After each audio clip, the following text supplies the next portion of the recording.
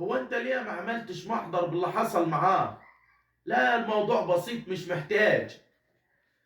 في ناس بيحصل معاها مواقف تشوفها بسيطة، وكان ممكن او المفروض عليها ان هي بتعمل محضر اثبات حالة بالواقع، ومع ذلك بتقول لك يا استاذ ده محضر اثبات حالة، وفي الاخر ياخد رقم ادارة ويتحفظ وملوش لازمة، ومفيش داعي ان انا اروح مركز او ان انا اقوم محامي يعمل لي محضر اثبات حالة بالواقع.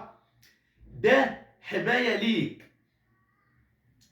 الزوج لما زوجته بتختلف معاه وبتسيب منزل الزوجية وبتمشي، بيعمل محضر إثبات حالة إن مرتي خرجت من البيت ومعاها مصوغاتها الذهبية. بيتحفظ المحضر، ولكن بيصوروا لما بتيجي ترفع عليها الجايمة بيقدم المحضر في الجايمة، والقاضي بياخد بيه في بعض الأحيان وبيشيل له الذهب من الجايمة. يبقى محضر إثبات الحالة نفعك ولا لا؟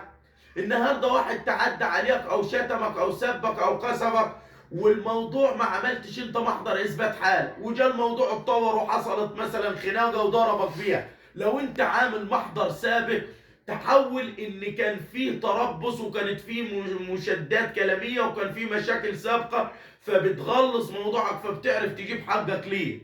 الراجل اللي سرقت محفظته كان فيها مبلغ بسيط وما رضيش يعمل محضر اثبات حاله، يشيل الظروف ان اللي سرق المحفظه منه هو ده اللي قتل مثلا شخص معين، ورمى بطاقتك انت في الواقع. وكانت المباحث بتحقق في الموضوع، وبأعجوبة ان نجا منها الراجل اللي اترمت بطاقته في مكان الواقع. فما تستهترش بمحضر اثبات الحالة اللي بيتحفظ، ده بيبقى حماية ليك. فلما يحصل معاك اي موقف قانوني مش عيب انك تعمل محضر اثبات حالة وتحتفظ بيه، بكرة وبعده بيبقى حماية ليك وبينجيك في بعض الحاجات، او ممكن ينفعك انك تقدر ترجع بيه حقك في موضوع تاني مرتبط بيه.